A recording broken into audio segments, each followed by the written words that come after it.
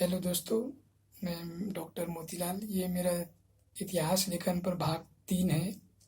कुछ बातें रह गई थी जिसको मैं इस वीडियो में अभी कुछ ही समय में ख़त्म कर देता हूँ। अंतिम बात मैं यही बता रहा था कि जो इतिहास लेखन का जो उनकी जो परंपरा रहे, उनके जो अप्रोच रहे, ट्रेडिशन रही, ट्रेंड रहे, मतलब कि ये क्या है? इसका मतलब है कि कोई भी दो इतिहासकार को ले लो और दोनों को एक सोर्स ही पकड़ा दो। जैसे गांधी का जो कोई भी आंदोलन हुआ हो, चंपारण चंपारण छोड़ो, जैसे चोरा चोरी का कांड था मान लिया, तो उस सोर्स को एक लेखक उसी समय के सोर्स को लेकर पढ़ेगा और गांधी की बुराई कर देगा, बोलेगा इसने जानबूझकर इस आंदोलन को रुकवा दिया, अगर ऐसा नहीं होता तो देश उसी में आज़ाद हो गया होता। ये बुजुर्गा लोगों से, पूंजीपतियों से या अंग्रेजों से मिल गया था, ये बात सामने आती है। उसी सोर्स को आप एक दूसरे हिस्टोरियंस को पकड़ा दो जो उसके फेवर में बोल रहा हो, तो वो बोलेगा कि नहीं, गांधी जो करे थे बहुत बढ़िया करे थे, अगर ऐसा नहीं करते तो गांधी या गांधी के साथ चलने वाले लोग इतने पावरफुल नहीं थे जो अंग्रेज से टक्कर ले सकते थे, और अंग्रेज उनको जब चाहे गोलियों से भून देती, तो उनको बचाना भी जरूरी था अंग्रेजों का गुस्सों से, नहीं फिर तो अंग्रेज उनको गन मशीन से उड़ा देते, उनको ख़त्म कर देते, ये सब जगह खून खून हो जाता।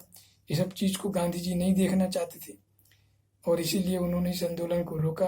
और वो ये भी बोलेंगे कि क्योंकि गांधी सत्य और अहिंसा के पुजारी थे, वो हिंसा देखना नहीं चाहते थे, और उन्होंने तय किया हुआ था कि ये जो आंदोलन है वो अहिंसा पर आधारित रहेगा, यानी हिंसा नहीं करना है, और लोगों ने हिंसा कर दिया, इसलिए गांधी का जो सिद्धांत है वो टूटा और उन्होंने आंदोलन को रोक दिया। तो इस तरीके से हम क्या देखते हैं?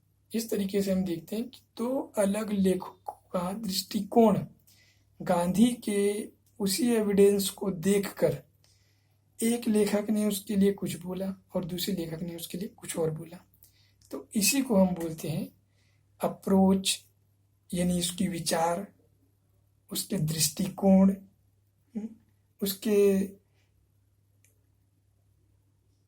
व्यू की एक विद्वान, मतलब दो विद्वान एक ही सोच को लेकर वो लोग किस तरीके से इतिहास को दिखा रहे हैं। तो इसीलिए हम इतिहास लेखन जब पढ़ते हैं तो हमें ट्रेडिशन, अप्रोच, ट्रेंड, मतलब कि परंपरा, दृष्टिकोण, विचार, प्रवृत्ति, ऐसे वर्डों का सामना करना पड़ता है। अब मैं वीडियो का समअप करता हूँ और 2 लाइन में इस बात को पूरी तरीके से क्लियर कर देता हूँ कि हमने इतिहास लेखन में शुरू से लेकर लास्ट तक क्या समझा। मैंने इस वीडियो में ये बताया कि इतिहास लेखन क्या है। तो इतिहास लेखन प्राचीन काल से लेकर आधुनिक काल तक, यहाँ तक कि अभी वर्तमान समय तक में जो भी लेखक रहे इस पीरियड में, जो भी इतिहास लिखने का जो कार्य कर रहे थे,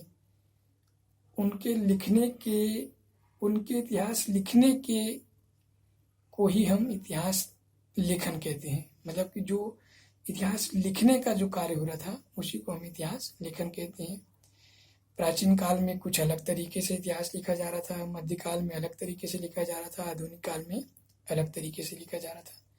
प्राचीन काल में जो इतिहास लेखन का जो कार्य था वो शुरुआती दौर में था। मध्यकाल में उसमें मैच्योरिटी आती है, मतलब उसको और बेहतर तरीके से लिखा जाता है।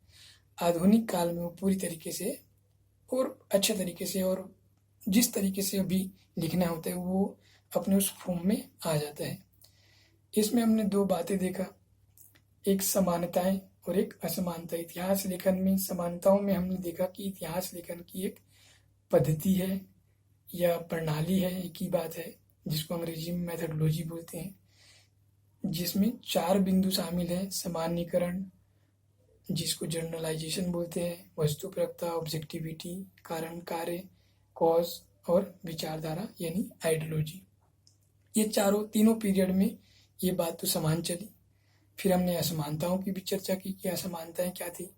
हर काल में जो उनका जो एरिया था, किस एरिया पर किस विषय पर लिखना है और किसके लिए लिखना है, इनमें अंतर था। जैसे हमने प्राचीन काल में देखा राजा महाराजाओं का था, वो युद्धों पर आधारित था। मध्यकाल में देखते हैं ईश्वर केंद्रित था, और बाइबिल कुरान जैसी चीज उसके सोर्स हुआ करते थे। बाइबिल कुरान जो ग्रंथ हुए उनके वो सोर्स हुआ करते थे। इसी काल में आधुनिक में भी हमने एक लंबा चर्चा किया, जिसको आप वीडियो रिपीट करके देख सकते हैं।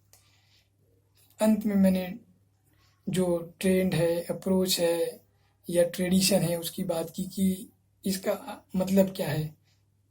इसके लिए मैंने बताया कि जो एक ही एविडेंस को दो अलग अलग विद्वान देख के उसको अलग अलग उस पर इतिहास दिखा देते हैं, इसलिए इसको इतने सारे ट्रेडिशन, अप्रोच, ट्रेंड अलग अलग नाम से बोलते हैं। इसलिए बड़ा मुश्किल हो जाता है कभी कभी कि कौन सा इतिहास ठीक है और कौन सा गलत है। ये तो धन्यवाद दोस्तों। मेरे इस तीनों वीडियो को अगर आपने देख लिया ढंग से, तो मुझे लगता है कि इतिहास लेखन क्या है उसमें कोई भी कमी आपको शायद ना मिले। आपको बहुत बेहतर तरीके से समझ आ जाए कि इतिहास लेखन आखिर है क्या।